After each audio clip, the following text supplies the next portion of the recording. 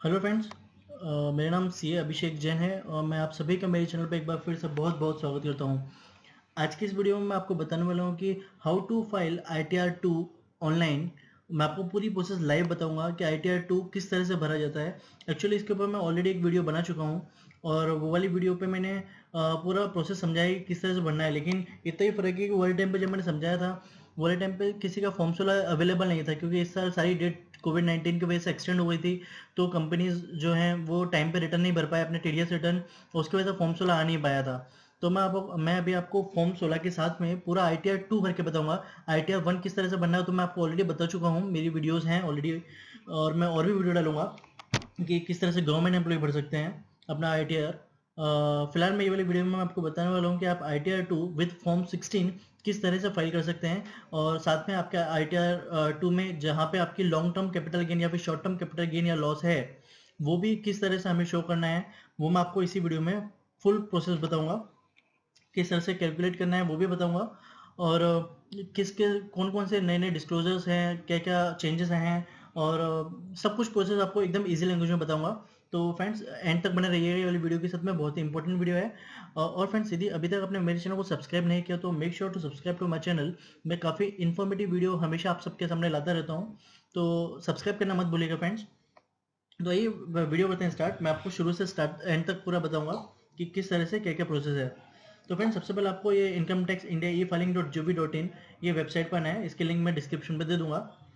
यहाँ पे देखिए, यहाँ पे डाउनलोड में आके आपको IT रिटर्न प्रिपरेशन सॉफ्टवेयर पे क्लिक करना है। यहाँ पे आके ITR2 किसके लिए है? For individual achieve not having income from profit and gains from business and profession. तो यदि आपका प्रॉफिट एंड गेन बिजनेस और प्रोफेशन से इनकम नहीं है तो आप ITR2 भर सकते हैं। साथ में ITR1 है उन लोगों के लिए जो सिर्फ जिनको सैलरी, हाउस प्रॉपर्टी या फिर अदर सोर्सेज से इनकम है। लेकिन यदि आपका इनके अलावा यदि आपका कैपिटल गेन, यदि आपने शेयर में ट्रेडिंग किया है और आपको कैपिटल लॉस, कैपिटल गेन हुआ लिस्टेड इक्विटी शेयर में या फिर अनलिस्टेड इक्विटी शेयर में, तो ऐसे केस में आपको ITR2 भरना पड़ता है। तो उसके लिए या तो एक्सेल यूटिलिटी डाउनलोड करेंगे आप या फिर जावा यूटिलिटी डाउनलोड करेंगे। तो मैं आपको आज बताऊंगा कि जावा यूटिलिटी के थ्रू आप किस तरह से अपना रिटर्न फाइल कर सकते हैं। आपको इस पर क्लिक करना है और क्लिक करके यहाँ पे डाउनलोड शुरू हो जाएगा। आप इसे ओपन करें। एक मिनट, डाउनलोड हो रहा है। ओके, डाउनलोड हो गया। आप इसे ओपन करें वाले फोल्डर को, इसे कट करके आपका जो भी मेन फोल्डर है रिटर्न वाला, आप वहाँ पे इसे पेस्ट कर सकते हैं। पेस्ट करके इसे एक्सट्रैक्ट किया करें। इससे रिलेटेड सारी फाइल आपके यहाँ पे आ जाएगी। यहाँ पे से आपको ये जो है ITR.BAT ये वाली फाइल पे क्लिक करके ये वाली फाइल ओपन करनी है। ओपन होने के बाद में आपके सामने इस तरह से विंडो आएगी। यहाँ पे आपके हर एक शेड्यूल के लिए अलग अलग टैब होगा ऊपर, आपको ये टैब्स फिल करने हैं और आपका रिटर्न कंप्लीट होगा। सबसे पहले रिटर्न शुरू करने से पहले जो कुछ रिक्वायरमेंट्स है, जैसे कि मैं हर वीडियो में बताता हूँ, आपको रिटर्न फाइल करने से पहले कुछ डॉक्यूमेंट्स आपके साथ में हैंडी रखने होंगे। जैसे कि आपका आधार कार्ड, यदि आप फर्स्ट टाइम रिटर्न फाइल कर रहे हैं तो आपका आधार कार्ड, आपका पैन कार्ड आपके पास होना चाहिए। आपकी सारी बैंक अकाउंट की स्टेटमेंट्स आपके साथ में होनी चाहिए। यदि एक्सेल में तो बहुत अच्छा होगा, यदि PDF में है तो आपको थोड़ी सी मेहनत करनी होगी। तो आप सारी बैंक अकाउंट आपके साथ में रखिए। एक या फिर एक एक्सेल शीट बनेगी जहाँ पर एक्सेल शीट में आप आपके सारे बैंक अकाउंट के IFSC कोड नंबर लिख के रखें। साथ में एक वर्किंग करके रखें कि आपको साल भर में कितना इंटरेस्ट इनकम हुई है। आप देखेंगे तो क्वार्टरली या फिर 6 मंथली इंटरेस्ट मिलता है हर एक बैंक में। तो आप क्वार्टर की एंट्री चेक करेंगे या फिर नरेशन में आप चेक करेंगे, यदि इंट करके INT करके यदि कोई टेक्स्ट आया हुआ है तो वो इंटरेस्ट है। मैं आपको ये वाले वीडियो में पूरा बताऊंगा किस तरह से आप फाइंड कर सकते हैं आपके इंटरेस्ट की वैल्यू भी। साथ में आपको आपके बैंक स्टेटमेंट में देखना है कि आपको सैलरी के अलावा कोई दूसरी इनकम आई है क्या। यदि आपने कोई शेयर सेल किया है तो उसकी इनकम आई हुई होगी, या फिर आपको इंटरेस्ट आया होगा, या तो फिर आपने कोई प्रॉपर्टी में डीलिंग की होगी तो उसका पैसा आया होगा।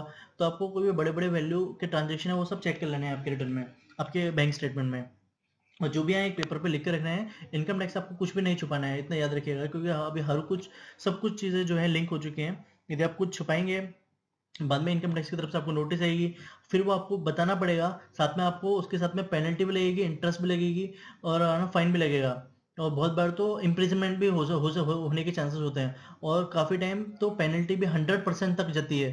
तो छुपा के मतलब भी क्या है?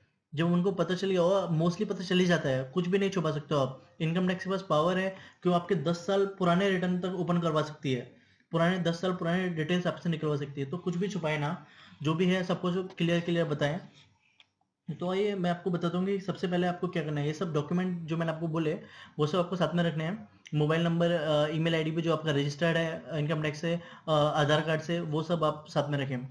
उसके बाद में आपको हमें क्या करना है, सबसे पहले यदि आप फर्स्ट ईयर है आपका, तो आपको ये सारी जो डिटेल है वो सब यहाँ पे से आपको फिल करनी होगी। यदि आप ऑलरेडी पिछले साल भर चुके हैं, आप नहीं चाहते कि ये डिटेल आप फिर से भरें जनरल वाली और टीडीएस की जो इन्फॉर्मेशन होती है, आप यहाँ से प्रीफिल पे क्लिक कर दें। प्रीफिल पे जैसे आप क्लिक करेंगे तो ये देखिए, please log in to e filing portal and go to my account, download prefilled XML, to download prefilled XML can be imported from this section. तो आपको क्या करना है, आपको इनकम टैक्स की वेबसाइट पे जाना है। मैं आपको प्रोसेस बताऊंगा। यहाँ पे जाके आपको लॉगिन पे क्लिक करना है। यहाँ पे आप आपका पैन नंबर डाल के आप लॉगिन करें। यदि आप रजिस्टर्ड नहीं है तो आप यहाँ से पहले रजिस्टर कर लें, बाद में लॉगिन करें। रजिस्टर के ऊपर मैं ऑलरेडी वीडियो बना चुका हूँ।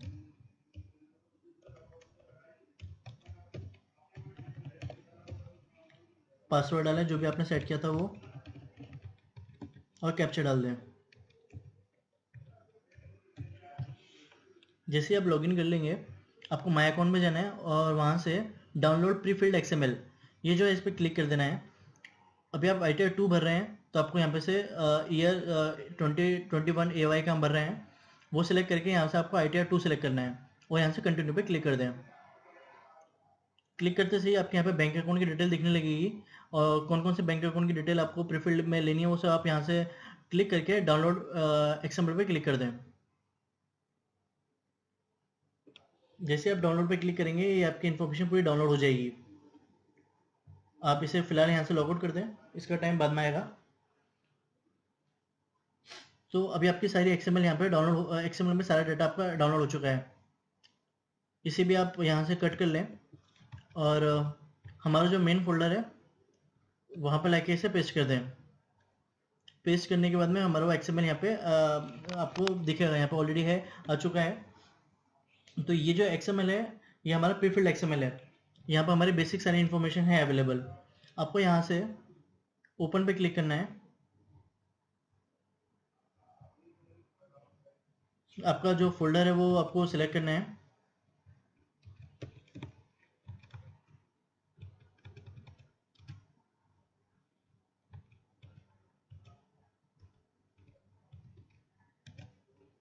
ओके, प्रीफिल पे क्लिक करेंगे, डोंट सेव, और यहाँ से आप आपका पार्ट डाल दें और आपकी जो प्रीफिल्ड है उसे आप यहाँ से इंपोर्ट कर लें।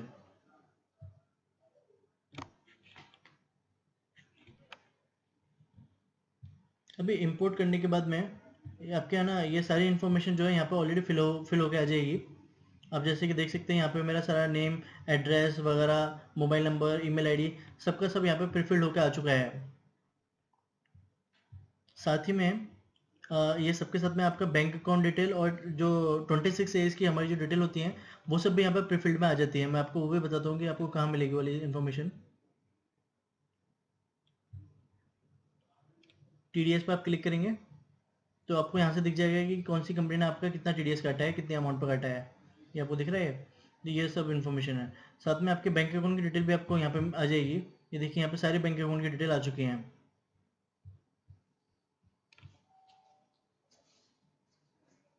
मैंने आपको जो प्रीफिल डाउनलोड करके बताया था वो दूसरा था, और ये जो मैं अभी अपलोड कर रहा हूँ ये दूसरा है। तो आप कंफ्यूज मत हो जाना कि वहाँ पे तो 3 ही बैंक अकाउंट की डिटेल थी, यहाँ पे काफ़ी हैं।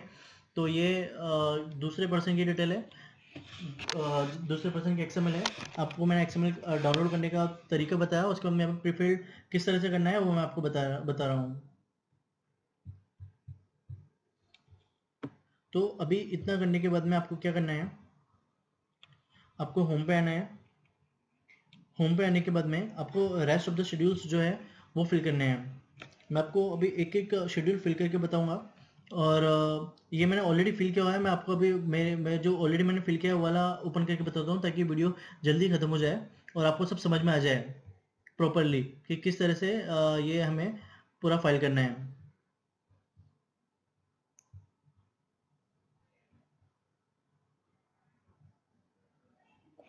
चिंता मत कीजिए, मैंने सिर्फ टाइम बचाने के लिए मैंने ये किया है, अदरवाइज ये वीडियो 1 से 1.5 घंटे तक चल सकती थी। तो अभी मैं आपको ये बताऊंगा कि ये पूरा प्रोसेस में मैंने क्या क्या किया है, और आपको पूरी प्रोसेस। तो प्रीफिल्ड यहाँ पे अपलोड करने के बाद में आपको कुछ मैनुअल वर्किंग करनी होगी।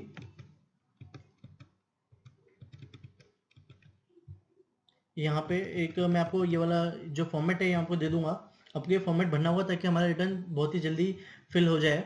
ये भरने के, और ये कंपलसरी नहीं है, ये मेरा तरीका है और ज़्यादातर सी यही तरीका यूज़ में लेते हैं। सबसे पहले हम एक प्लेन पेपर पे कंप्यूटेशन बनाते हैं हमारा, विच शोज कि हमारी कितनी इनकम है, हमारा क्या क्या सोर्सेज से इनकम है, सैलरी, कैपिटल गेन और एंड अदर इनकम यहाँ पे आएगा, या फिर interest income we can say.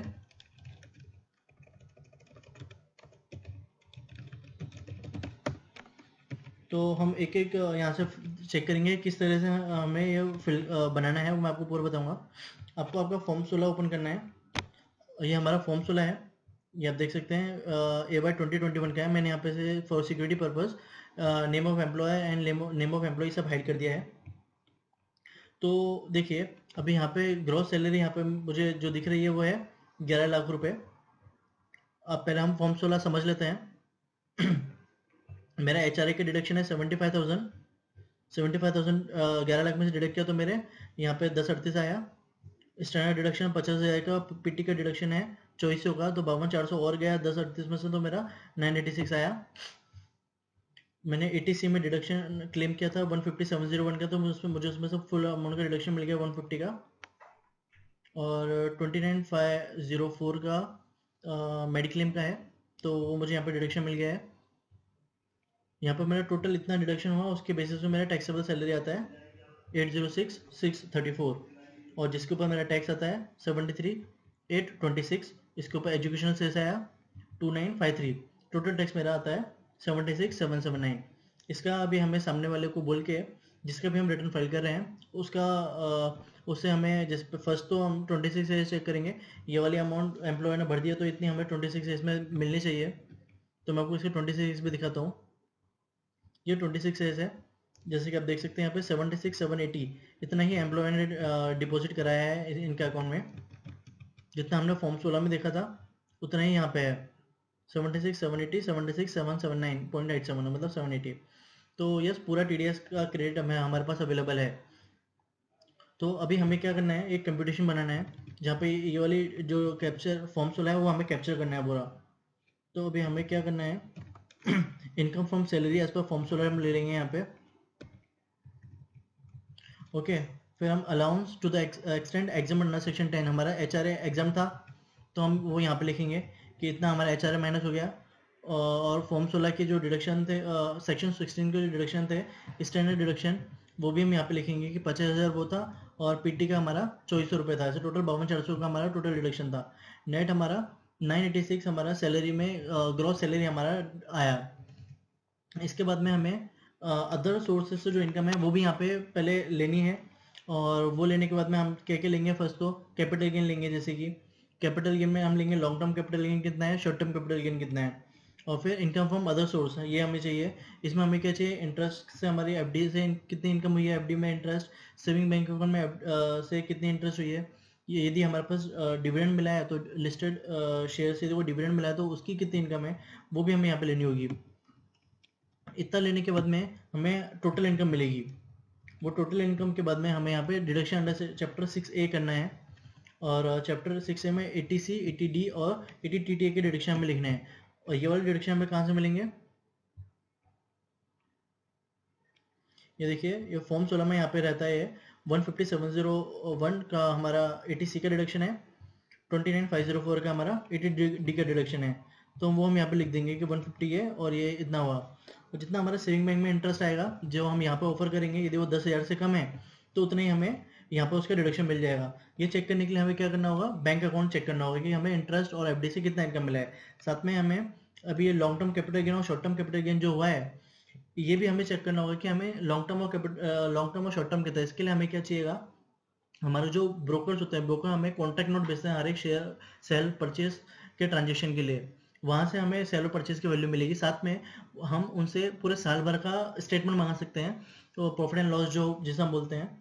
वो मंगाने पे हमें पूरा मिल जाता है कि साल में हमने कौन सी डेट पे कौन सा शेयर कितनी रेट पे खरीदा और कितनी रेट पे बेचा। तो वही उसी में हमें कैलकुलेशन करके मिलता है कैपिटल गेन का भी, इसमें से कितना लॉन्ग टर्म है और कितना शॉर्ट टर्म है। तो हम वो मंगा सकते हैं और उसके बेसिस पे हम इसे फाइल कर सकते हैं। तो आज की इस वीडियो में मैं आपको उसी से बताऊंगा कि किस तरह से वर्किंग करनी है। तो मैंने वो स्टेटमेंट मंगाई है, मैं आपको वो स्टेटमेंट दिखाना चाहूँगा। ये वो स्टेटमेंट है। यहाँ पे मेरे पास डे वाइज की बाय डेट कौन सी है, सेल डेट कौन सी है, स्टॉक का नाम है, यहाँ पे क्वांटिटी है और उसकी कॉस्ट प्राइस है और इसकी सेल प्राइस है। उसके बेसिस पे गेन मोर देन और लेस देन 1 ईयर का, यानी तो मोर देन यानी तो लॉन्ग टर्म हो गया और शॉर्ट टर्म वाला हो गया हमारा लेस देन 1 ईयर का। तो ये जो आया मेरे यहाँ पे ये वाली जो अमाउंट है ये मेरी शॉर्ट टर्म गेन है और ये मेरा शॉर्ट टर्म लॉस है, क्योंकि आप देख सकते हैं 65,000 का मैंने खरीद के 28,000 में बेचा तो मेरा 36,000 का लॉस हुआ और ये लॉन्ग टर्म में आया है, लॉन्ग टर्म के कॉलम में है। ओके, तो अभी हमें क्या करना है, ये लॉन्ग टर्म क्यों है, क्योंकि मैंने यहाँ पे मई में खरीदा, मई 18 में और जून 19 में है, तो 13 मंथ होल्ड करके मैंने उसको बेचा, 12 महीने से ज़्यादा यदि आप कोई शेयर को होल्ड करते हैं तो वो लॉन्ग टर्म हो जाता है। तो ये लॉन्ग टर्म मेरा लॉस हो गया, ये मेरा शॉर्ट टर्म प्रॉफिट हो गया।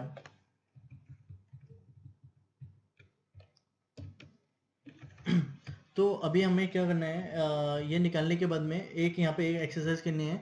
हमें शॉर्ट टर्म की टोटल परचेज प्राइस और शॉर्ट टर्म की टोटल सेल प्राइस, ये दोनों फिगर हमें निकाल लेनी है। तो ये मैंने ये टोटल सबका टोटल ले लिया है सारी अमाउंट का, और उसमें से मैंने ये जो लॉन्ग टर्म वाला है ये माइनस कर दिया, मेरा शॉर्ट टर्म का परचेज प्राइस मिल गया और यहाँ पर मुझे उसका सेल प्राइस मिल गया। दोनों को मैंने माइनस किया तो मेरा इतना ही मेरा गेन की अमाउंट मिल गई। सेम वे में मैंने यहाँ पे परचेज प्राइस ली लॉन्ग टर्म की और सेल प्राइस ली, मुझे यहाँ पे मिल गया long term capital gain loss की वैल्यू। ये दोनों फिगर जो हैं हमें रिटर्न में डालनी पड़ती है, इसलिए निकालना ज़रूरी है। ठीक है, तो अभी मुझे ये दोनों फिगर मिल चुकी हैं, तो मैं ये दोनों फिगर यहाँ, अदरवाइज ये आपको कैलकुलेट करना होगा कि एक्चुअल में आपको इंटरेस्ट कितना मिला है। तो मैंने यहाँ पे उसी से बैंक से मंगवाया है। तो देखिए बैंक ने मुझे टोटल बता दी कि इतनी सारी मेरी ये हैं एफडियाँ या रिकरिंग डिपॉजिट, जो भी आप नाम दें। तो उसमें मुझे साल भर में इतना इंटरेस्ट कैपिटलाइज कितना इंटरेस्ट मेरे अकाउंट में उन्होंने डाला है। आप देख सकते हैं यहाँ पर टोटल आ रहा है 12,008।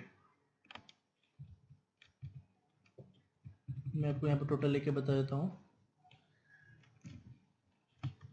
12,008 इतना मेरा एफडी है। एफडी की अमाउंट है जो मेरे बैंक में आई है। यदि इसमें से मुझे कुछ क्रॉस वेरीफाई करना है एक एग्जांपल के लिए, तो ये आप ये देख सकते हैं, इसे यदि मैं कॉपी करूँगा और यहाँ पर आके मैं इसे सर्च करूँ तो ये मुझे सर्च रिजल्ट देगा। ये देखिए मेरे यहाँ पे कितने रिजल्ट आए, मैं फिल्टर में लगा के बताता हूँ आपको। ये देखिए 2 अमाउंट आई है।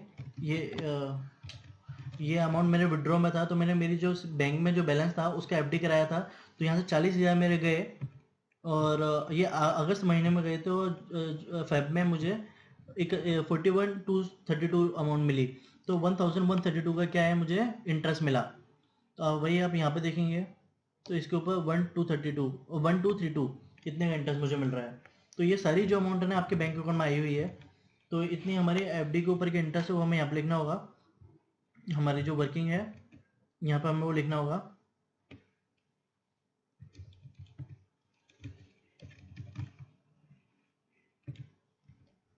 और सेविंग के ऊपर हमने देखे तो चार एंट्रियाँ थी, साथ में यहाँ पे जो है कुछ और ऐसे ही मैंने एक बैंक का करके बताया था आपको, और भी बैंक हैं, वो सब बैंक की आप टोटल निकालेंगे तो आपको टोटल इतनी आएगी। ये 4 एंट्रियाँ थी जो मैंने आपको दिखाई थी, साथ में और 2 बैंक है उनमें भी सेम इसी तरह से एक्सरसाइज करेंगे तो आपको सेविंग बैंक का टोटल इंटरेस्ट मिलेगा।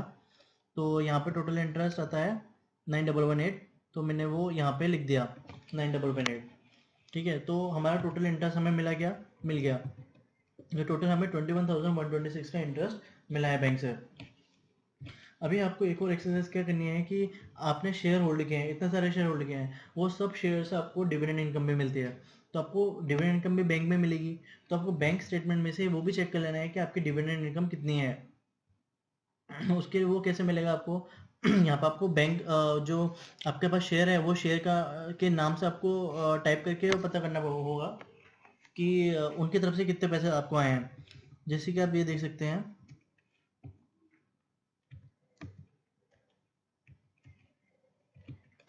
ये यहाँ पे लिमिटेड करके है, NMDC लिमिटेड। तो यहाँ से आपको 1656 रुपये मिले हैं।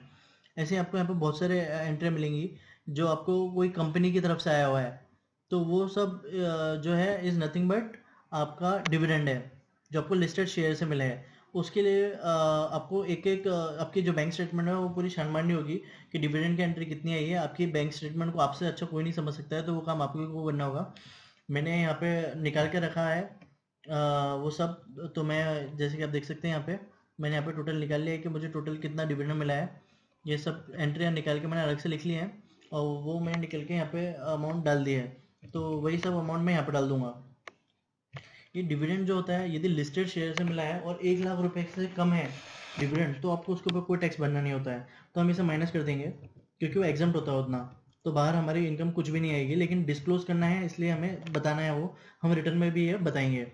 तो आपके इंटरेस्ट इनकम आपको मिल चुकी है, डिविडेंड इनकम आपको मिल चुकी है, बची क्या है कैपिटल गेन में भी आपको ये फिगर तो मिल चुकी है। अब इनका ट्रीटमेंट क्या है मैं आपको बताने वाला हूँ। अब आप कैपिटल गेन में ध्यान दीजिएगा, ये बहुत ही ज़रूरी है कि कैपिटल गेन देखिए मेरे यहाँ पे कैपिटल लॉस लॉन्ग टर्म है और मेरा गेन जो है वो शॉर्ट टर्म है।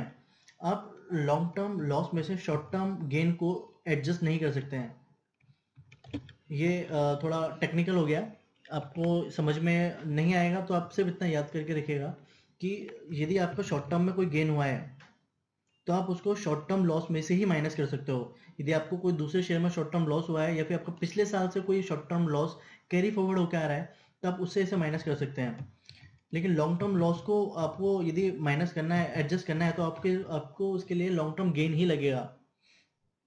तो ही आपका लॉन्ग टर्म लॉस जो है वो एडजस्ट हो सकता है। तो आप ऐसा नहीं बोल सकते हैं कि मेरा यहाँ पे गेन हुआ है तो मेरा यहाँ पे लॉस हुआ है, तो मेरा नेट नेट जो है 19,000 रुपीज़ का लॉस है तो मुझे इसके ऊपर टैक्स नहीं भरना होगा। नहीं, ऐसे नहीं है। आपका ये जो अमाउंट का जो गेन हुआ है ना, इसके ऊपर आपको टैक्स भरना ही होगा। आप इससे उसे एडजस्ट नहीं कर सकते हैं। फिर आप सोचेंगे अभी इसका क्या होगा, ये जो लॉस है, तो ये वाला जो लॉस है ये आपका कैरी फॉरवर्ड हो जाएगा। इसको आप कैरी फॉरवर्ड कर सकते हैं फॉर 8 ईयर्स। 8 साल तक आप इसको कैरी फॉरवर्ड कर सकते हैं। फिर मान लो आपने इस साल आपने इसको कैरी फॉरवर्ड किया और अगले साल आपको कैपिटल गेन हो गया, अगले साल आपको 50,000 रुपये का कैपिटल गेन हुआ, लॉन्ग टर्म कैपिटल गेन। तो आप वो 50,000 कैपिटल गेन में से अगले साल का जो गेन है उसमें से ये वाले साल का लॉस एडजस्ट करके बैलेंस अमाउंट का जो गेन है उसको आप टैक्स उसमें आप टैक्स फाइल कर सकते हैं। Is it clear now? Yes I think. तो अभी आपको क्या करना है, ये जो है इसको ट्रांसफर कर देना है कैरी फॉरवर्ड शेड्यूल में। ITR में किस तरह से करना है मैं आपको बताऊंगा, फिलहाल आप कंप्यूटेशन सीख लीजिए। ये आपको कोई भी नहीं सिखाएगा, मैं आपको सिखा रहा हूँ, बहुत ही इंपॉर्टेंट है, ध्यान से सीखिएगा। ये वाला जो है कैपिटल जो गेन हुआ है इससे हम जो यदि हमारा पिछले साल यदि कोई शॉर्ट टर्म कैपिटल लॉस हुआ होगा, पिछले साल का जो रिटर्न भरा है, ये मेरा वाला जो केस है इसमें मेरे पास पिछले साल का कैरी फॉरवर्ड लॉस पड़ा हुआ है। शॉर्ट टर्म कैपिटल लॉस मुझे पिछले साल में हुआ था जो मैं सेट ऑफ नहीं कर पाया था कोई भी इनकम से, तो मैंने उसको कैरी फॉरवर्ड कर दिया था 8 साल के लिए। इस साल मुझे उसका गेन हुआ है तो मैं मेरे पिछले साल का जो लॉस है उससे मैं इसे एडजस्ट कर दूंगा, तो उसे भी एडजस्ट कर दूंगा। तो मेरे करंट में जो गेन जो नेट गेन है टैक्सेबल गेन वो जीरो हो गया। ठीक है, यदि आपके पास ये गेन नहीं लॉस नहीं है तो आपको यही ऑफर करना है टैक्स को। ठीक है, आप बाकी में हम रिटर्न भरेंगे तो आपको और क्लियर हो जाएगा।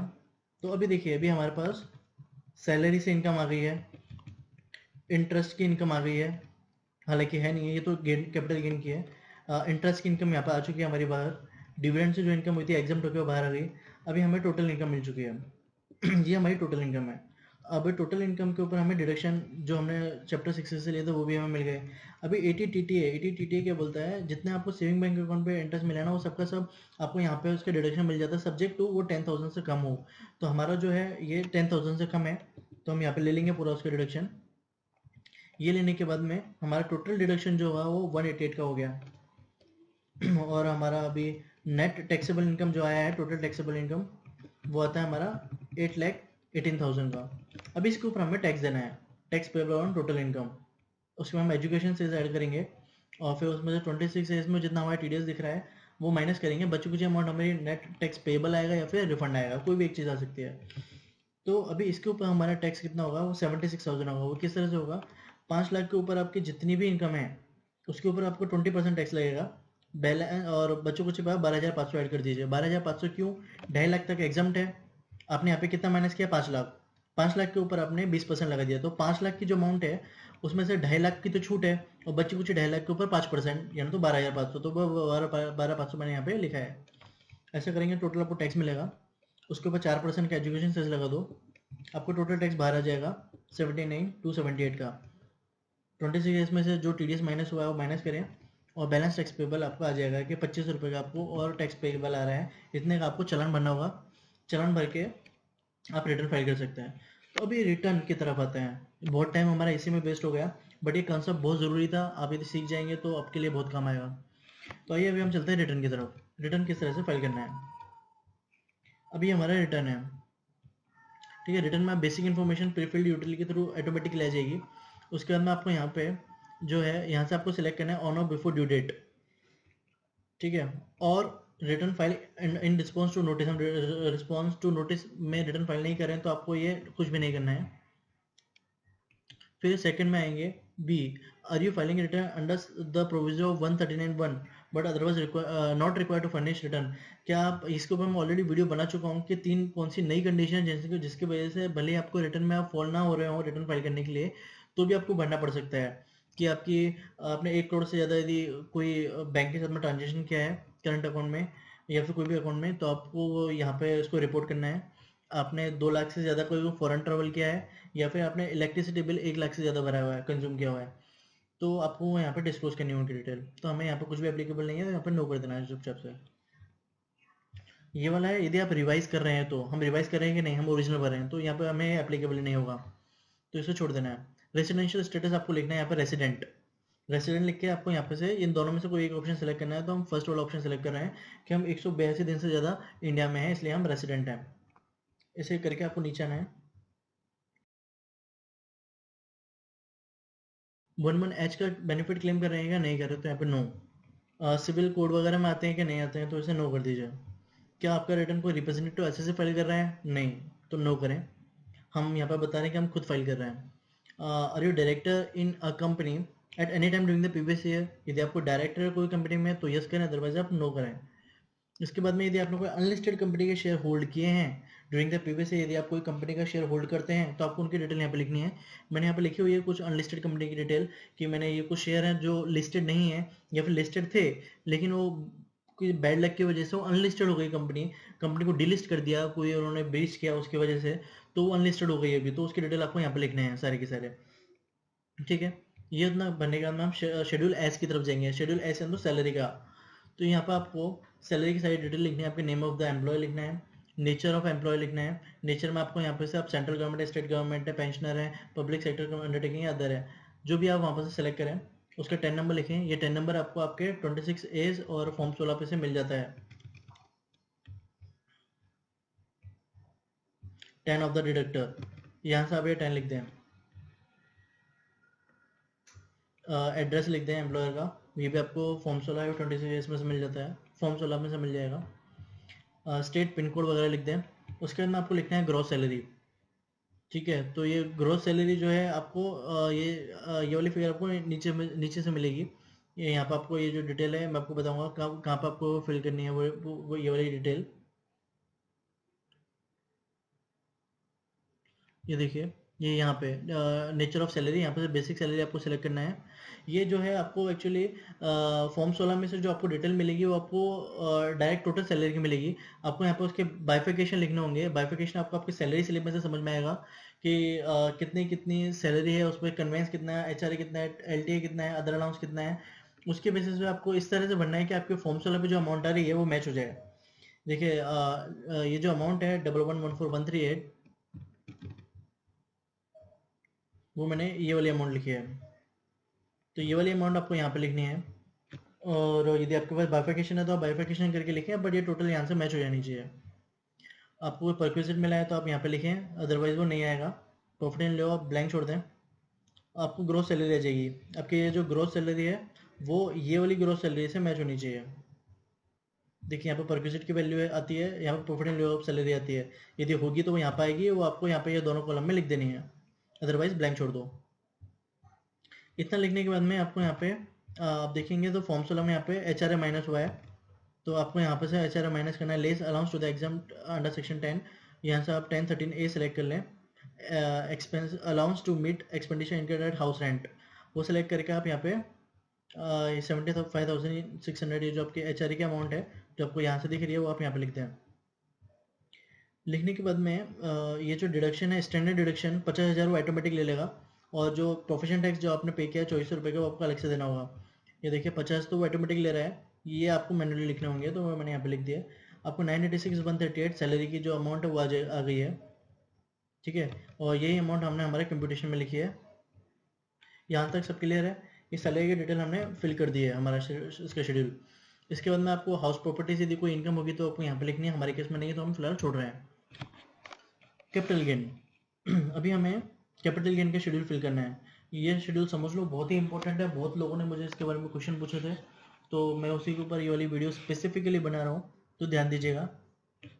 तो यहाँ पे कैपिटल गेन का शेड्यूल, अभी कैपिटल गेन में part A short term capital gain है ना, तो उसमें टाइप दिया उन्होंने शॉर्ट टर्म कैपिटल गेन किससे हुआ तुमको, फ्रॉम सेल ऑफ लैंड और बिल्डिंग और बोथ। हमारा वो नहीं है, हम आगे जाएंगे 2 नंबर पे जाएंगे। 2 नंबर है फॉर्म सेल ऑफ इक्विटी और unit of equity oriented mutual fund और unit of a business trust on which STT is paid under section, यहाँ पर आपको सिलेक्ट करने के लिए बोला है, तो आपको ये वाला सिलेक्ट करना है 111A फॉर अदर, ठीक है, आपको ये वाला सिलेक्ट करना है यहाँ पे, और ये सिलेक्ट करके आपको आगे बढ़ना है। फुल वैल्यू ऑफ कंसिडरेशन में यहाँ पे ये वाली अमाउंट हमने कहाँ से डाली है, फुल वैल्यू ऑफ कंसिडरेशन तो सेल वैल्यू, ठीक है, तो अभी आपको याद होगा तो हमने ये बनाते वक्त यहाँ पे लिखी थी सेल वैल्यू, ये हमारी सेल वैल्यू थी, ये हमारी बाय वैल्यू थी, ठीक है, तो अभी हम यहाँ पे सेल वैल्यू में ये वाली अमाउंट लिख देंगे और बाय वैल्यू में ये वाली अमाउंट लिख देंगे। ये लिख के हमारा 17,155 रुपये का 115 रुपये का प्रॉफिट आ गया, वो हमारे यहाँ पे ऑटोमेटिक आ जाएगा। ये 2 फिगर लिखने हैं हमें, बाकी कुछ भी नहीं लिखना है। शॉर्ट टर्म का हमारा शेड्यूल पूरा हो गया, अभी हमें ऊपर जाना है। नॉन रेसिडेंट है तो आपको यहाँ पे लिखना है, नॉन रेसिडेंट का है तो हमारे नहीं है, हम आगे छोड़ देंगे। Sale of other than A two ऊपर से लेके यहाँ तक जो भी थे उसके अलावा कुछ होगा तो यहाँ पे लिखना है। ये सब हमें एप्लीकेबल नहीं है तो अभी आगे इसको छोड़ के जाना है। बी, ऊपर ए था शॉर्ट टर्म, अभी है बी लॉन्ग टर्म, तो भी हमें यहाँ पे देखना है। यहाँ पे लैंड और बिल्डिंग से है क्या लॉन्ग टर्म, नो। अगले पे जाएंगे, फ्रॉम सेल ऑफ बॉन्ड और डिबेंचर है क्या, no. From sale of listed equity share other than unit और अ जीरो कूपन बॉन्ड, तो हमारा लिस्टेड इक्विटी लिस्टेड सिक्योरिटीज़ है ना, हमारा शेयर्स है हमारे लिस्टेड है, तो हमें ये सिलेक्ट करना है। यहाँ पे फुल वैल्यू ऑफ कंसिडरेशन तो हमने लिखा बनाया हुआ है सेल वैल्यू, तो यहाँ पे सेल वैल्यू लिखनी है। ये परचेज वैल्यू, यहाँ पे हमें परचेज वैल्यू लिखनी है, रेस्ट ऑटोमेटिक वो कैलकुलेट कर लेगा, ठीक है। तो ये हमारा शॉर्ट टर्म और लॉन्ग टर्म हमने दोनों शेड्यूल यहाँ पे फिल कर दिए है। सिर्फ इतनी इन्फॉर्मेशन हमें यहाँ पे डालनी है, बाकी कुछ नहीं डालना है। तो देखिए यहाँ पे हमारा लॉन्ग टर्म कैपिटल गेन की वैल्यू आ गई, नीचे हमारा शॉर्ट टर्म की आ गई। तो देखिए ये जो यहाँ पे लिख रहा है income chargeable under the head capital gain 17,515, यहाँ तो शॉर्ट टर्म वाली वैल्यू जो है उसको वो चार्ज कर रहा है, वो इससे उसको माइनस कर नहीं रहा है, क्योंकि मैंने आपको जैसा बताया था लॉन्ग टर्म से शॉर्ट टर्म माइनस नहीं होता है। लॉन्ग टर्म से या तो सिर्फ लॉन्ग टर्म ही माइनस होगा या तो फिर कुछ नहीं होगा, और शॉर्ट टर्म से सिर्फ शॉर्ट टर्म माइनस होगा। यदि आपका लॉन्ग टर्म गेन होता था तो उसमें से आप शॉर्ट टर्म लॉस माइनस कर सकते थे। ये कुछ ज़्यादा टेक्निकल टर्म है, आपको नहीं समझना है फिलहाल उसमें, उसके लिए मैं लगे तो सेपरेट वीडियो बनाऊंगा। यदि आपको ज़रूरत हो तो आप मुझे कमेंट करें कि ये जो कंसेप्ट है इसको क्लियर करने के लिए एक सेपरेट वीडियो बनाओ। ये वाली वीडियो बहुत लंबी हो जाएगी यदि मैं उसको बताऊंगा, तो ऑलरेडी ये आधे घंटे से ऊपर हो चुकी है। तो फ्रेंड्स ये इस तरह से आपका ये जो शेड्यूल है ये फिल हो जाएगा। इसके बाद में आपको आगे आना है, ये वाला शेड्यूल आपके जो है फिलहाल काम का नहीं, ये वाले केस में काम का नहीं है तो मैं इसे स्किप कर रहा हूँ। शेड्यूल 115D ये भी हमारा कुछ काम का नहीं है। अदर सोर्सेज में आएंगे, हमें इंटरेस्ट इनकम भरनी है, डिविडेंड इनकम भरनी है, तो वो दोनों इनकम यहाँ पे भरेंगे। पहला इंटरेस्ट ग्रॉस, तो आपको यहाँ पे इंटरेस्ट में से फ्रॉम सेविंग बैंक का अलग से लिखना है और डिपॉजिट्स के ऊपर अलग लिखना है। हमने दोनों फिगर यहाँ पे लिख दी। ठीक है, अभी हमारा कंप्यूटेशन चेक करेंगे। ये 12,008 और 9,118, तो ये दोनों फिगर हमने यहाँ पे लिख दिए हैं। लिख के हमारे यहाँ पे टोटल आ जाएगा 21,126, 21,126। ठीक है, तो हमारा ये वाला शेड्यूल भी पूरा हो गया। अभी हमें क्या बनना है, डिविडेंड। डिविडेंड की इन्फॉर्मेशन बननी है। डिविडेंड क्या होता है, एग्जाम है हमारा 1 लाख से कम है, तो उसके लिए हमें एग्जाम शेड्यूल में जाना होगा। ये शेड्यूल मैं आपको थोड़ी देर में बताता हूँ, पहले हम इनकम फिल कर लेते हैं। इसके लिए हमें शेड्यूल EI देखना होगा। EI यानी तो एग्जाम इनकम, ये वाला। यहाँ पर आके आपको dividend income from domestic company जो है वो आपको यहाँ पे लिखना है। ठीक है, तो हम लोग यहाँ पे लिख दिया। और ये वाली एग्जाम है, हमने एग्जाम इनकम में डिस्क्लोज की है इसे सिर्फ। ये बनने के बाद में भी हमने सारी इनकम यहाँ पे शो कर दी है। अभी रेस्ट ऑफ द थिंग्स हमें डालनी है यहाँ पे। तो अभी आप ये शेड्यूल OS तक हम देख चुके थे, अभी हम शेड्यूल CYLA पाएंगे। CYLA जो है ऑटो फिल होता है, इसमें आपको कुछ करना नहीं है, आपको सीधा BFLA पे आना है। ये भी ऑटो फिल होता है। इसमें आपका मेनली पूरी इनकम का समरी आपको दिख जाती है अदर अदर सोर्सेज से। जैसे कि आप देख सकते हैं यहाँ पे सैलरी से आपको इतनी इनकम है, chargeable income, short term capital gain से आपको इतनी इनकम है, और अदर सोर्सेज से आपको इतनी इनकम है। तो सब इनकम यहाँ पर आ गई हैं। इनमें से कौन कौन सी इनकम और लॉस आपके आगे कैरी फॉरवर्ड हो सकती हैं, वो डिटेल भी आपके यहाँ पे होती है। फिलहाल हम आगे जाते हैं, CFL में आएंगे। CFL ये इम्पोर्टेंट है। ये जो है, आपने जितने भी आपने पिछले साल जो भी आपके लॉस हुए थे, वो सब लॉस आपने कैरी फॉरवर्ड किए हैं अगले साल में, कि हम अगले साल इसको यदि इनकम हुई तो उसमें से मैं एडजस्ट कर लूँगा। तो ये उसका शेड्यूल है। यहाँ पर आपको सारे रिटर्न जो आपने फाइल किए हैं, जहाँ पर आपने लॉस डिक्लेयर किया है, वो सबकी इन्फॉर्मेशन देनी है। अब यहाँ पे मेरे केस में पिछले साल में 19-20 में जिसका रिटर्न मैंने ये वाली डेट को भरा था, वहाँ पर शॉर्ट टर्म कैपिटल लॉस था मेरे पास इतनी अमाउंट का, तो मैंने यहाँ पे लिख दिया। लॉन्ग टर्म कैपिटल लॉस था मेरे पास इतनी अमाउंट का, तो मैंने यहाँ पे लिख दिया। तो इतना मैं कैरी फॉरवर्ड करके ऑलरेडी आ रहा हूँ, मैं उसको इस साल यूज़ करूँगा, या फिर इस साल नहीं हुआ तो उसको भी अगले साल लेके जाऊँगा मैं। तो अभी आप देख सकते हैं यहाँ पे मेरे पास total short term capital loss 4 lakh का था, उसमें से मैंने 17,000 मेरा इस साल का गेन हुआ, करेक्ट। तो वो मेरा एडजस्ट हो गया, और मेरा करंट ईयर का जो लॉस अभी जो आ रहा है वो मेरा 0 है। यहाँ पे मेरा 432 में से 17,000 मेरे गए, तो मेरा अभी नेट लॉस कितना बचा अगले साल कैरी फॉरवर्ड करने के लिए, 415। मेरी इनकम माइनस हो गई मेरे पिछले साल के लॉस में से, और अभी मैं इतना जो है मैं अगले साल कैरी फॉरवर्ड करके लेके जाऊंगा। अगले साल मैं इतना ही बताऊंगा कि मुझे क्लेम करना है। ठीक है, और ये जो है ये तो मेरा पिछले साल चलता रहा, तो ये मेरा एज इट इज रहेगा। इस साल का जो मेरा लॉस है 36,000 का, वो मेरा इसमें ऐड हो जाएगा। तो 19,000 पिछले साल का, इस साल का इतना, मैं अगले साल इतना कैरी फॉरवर्ड करके लेके जाऊंगा। यदि अगले साल तक मेरी इतने रुपए तक की कैपिटल गेन की इनकम लॉन्ग टर्म वाली वो माफ हो जाएगी। तो ये इंपॉर्टेंट ये शेड्यूल है। और फिर बाकी ये वाले आपके काम के नहीं है, ये हम बढ़ चुके हैं अभी। ये आपको छोड़ देना है, ये आपके काम के नहीं है। छोड़ दो, छोड़ दो, छोड़ दो, आपके काम के बिल्कुल भी नहीं है। ये भी काम का नहीं है, DI भी काम का नहीं है। BTI में ये जो है आपका कंप्यूटेशन ऑफ टोटल इनकम है। जिस तरह से हमने ये कंप्यूटेशन बनाई है हमारी एक्सेल की, वैसे ये सॉफ्टवेयर की कंप्यूटेशन है। देखिए यहाँ पे सैलरी की इनकम आ गई आपकी, ये देखिए, ये वाली इनकम और ये वाली इनकम मैच है। कैपिटल गेन में यहाँ पे 17,000 की इनकम ली उन्होंने, लॉन्ग टर्म में 0, टोटल आया 17,000। अदर सोर्सेज में आया यहाँ पे 21,126, तो टोटल हो गया हमारा 10 चॉइस का। अब ये 17,000 आप सोच रहे होंगे हमने तो यहाँ पे से माइनस कर दिया था, तो वो यहाँ पे भी माइनस हुआ है, लेकिन यहाँ पर थोड़ा डिस्क्लोजर अलग है, मैं आपको बताऊंगा किस तरह से। ये देखिए यहाँ पे 10 चॉइस की इनकम हुई, यहाँ पे 10 चॉइस की हुई, यहाँ पे देखिए अभी अब ये यहाँ पे माइनस हो गया 17,000, और इनकी इनकम आ गई 10,7,264, जो कि हमने यहाँ पे ये माइनस करके सब माइनस करके हमारी आई थी 10,7,264। ठीक है, फिर इसके बाद में ये 80C का डिडक्शन इन्होंने लिया, ये वाला जो हमने यहाँ पे लिया है। फिर इनकी नेट इनकम आई 818,640, ये 818,642, राउंड ऑफ का फर्क है। उसके ऊपर उन्होंने यहाँ पे बताया कि 36,000 का उन्होंने लॉस कैरी फॉरवर्ड आगे कर दिया अगले साल के लिए। हमने भी हमारे यहाँ पे वो कैरी फॉरवर्ड अगले साल के लिए कर दिया था। इनकम एज इट इज है 818, 818,640। BTI में आ जाए, ये यहाँ पे टैक्स की इन्फॉर्मेशन है पूरी। ये यहाँ पे इतना टैक्स लगा, टोटल एजुकेशन से मिलके 79,277 का टैक्स आया। हमने भी यहाँ पे वही निकाला है 79,278, यहाँ पे 777 है, 1 रुपये का फर्क है राउंड ऑफ की वजह से। नीचे आ जाना है आपको, कुछ भी नहीं है, सब सेम है। तो देखिए यहाँ पे आपका जो है TDS की आपको यहाँ पर अमाउंट लिखनी है 76,780 76,780 हमने जैसे यहाँ पे लिखी हुई है। ये हमारी फिगर कहाँ से आई है? 26 एज में से आई। 26 एज की फिगर इधर कहाँ पर आई है? वो ये TDS का जो शेड्यूल है वहाँ पे ऑटोमेटिक आ गई 76,780। हमने जो प्रीफिल्ड यूटिलिटी फाइल की थी उसके थ्रू वो आ चुकी है। माइनस करके आपका 25 रुपये का टैक्स पेबल आएगा।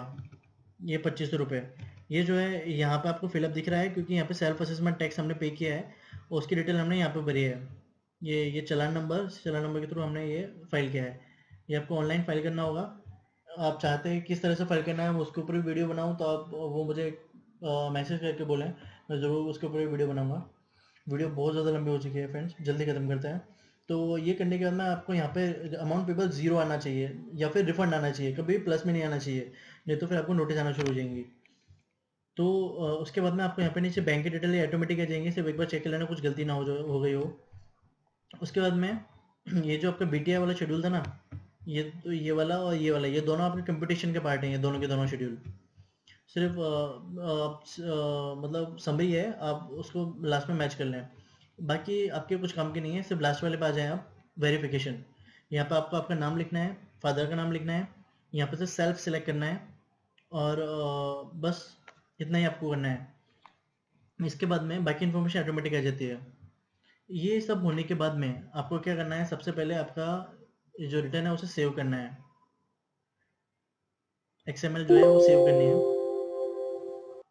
सेव हो गई, ठीक है। अभी सेव होने के बाद में सबसे आखिरी पार्ट बचता है, वो है सबमिट। सबमिट पे क्लिक करें, आपके पास इस तरह से विंडो आएगी। ये वाली विंडो आने के बाद में आपको यहाँ पे आपका पासवर्ड लिखना है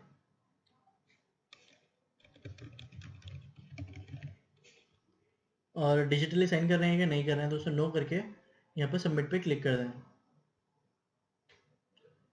सबमिट पे क्लिक करने के बाद में हमारे पास ये ITR सबमिटेड सक्सेसफुली की एक विंडो आ गई।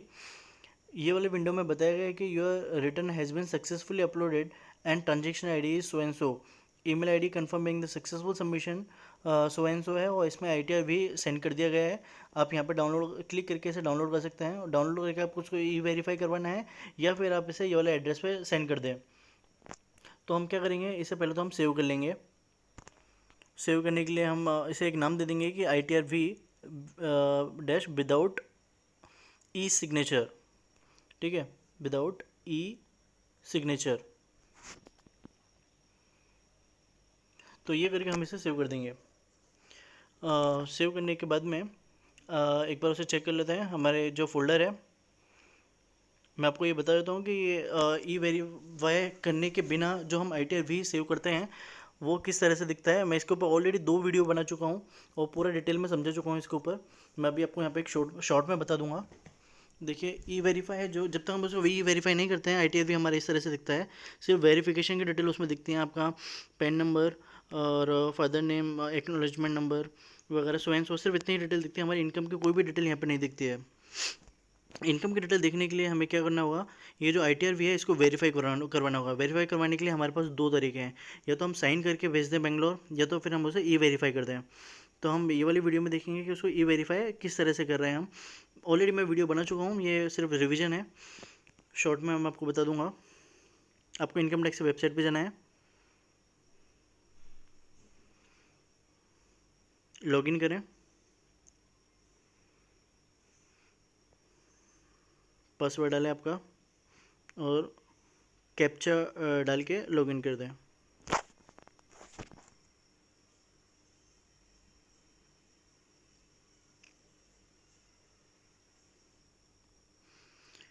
ये लॉगिन होने के बाद में आपको व्यू रिटर्न एंड फॉर्म पे क्लिक करना है। यहाँ से आप सिलेक्ट जो ऑप्शन दिख रहा है, यहाँ से आप इनकम टैक्स रिटर्न सेलेक्ट करके सबमिट करेंगे।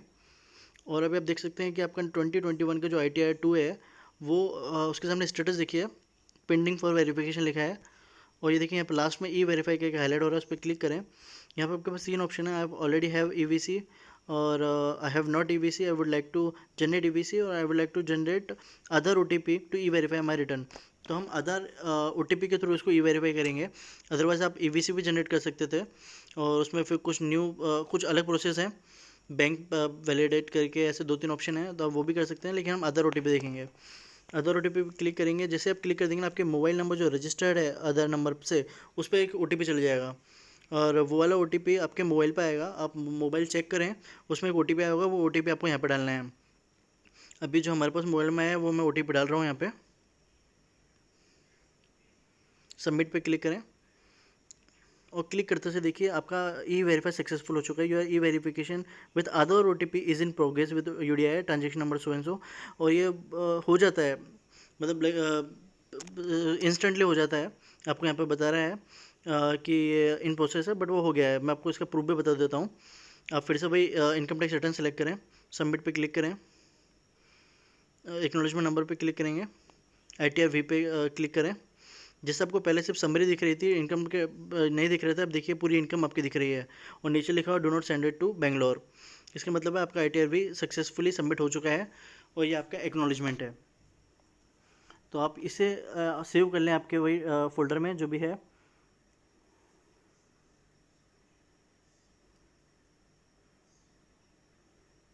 इसे आप ITR भी साइंड कॉपी करके भी सेव कर सकते हैं। ये पे आपको जिस तरह से सेव करना है आप उस तरह से उसे सेव कर लें।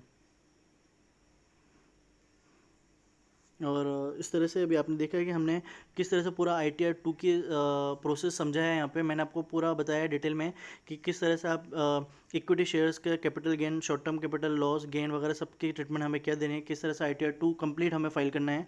आई होप आपको ये वीडियो समझ में आ गई होगी। फ्रेंड्स आइए तो प्लीज़, बहुत मेहनत की है मैंने इसके ऊपर, प्लीज़ एक लाइक और कमेंट कीजिएगा और मेरे चैनल को सब्सक्राइब करना मत भूलिएगा friends. Thank you very much. और लाइक करें,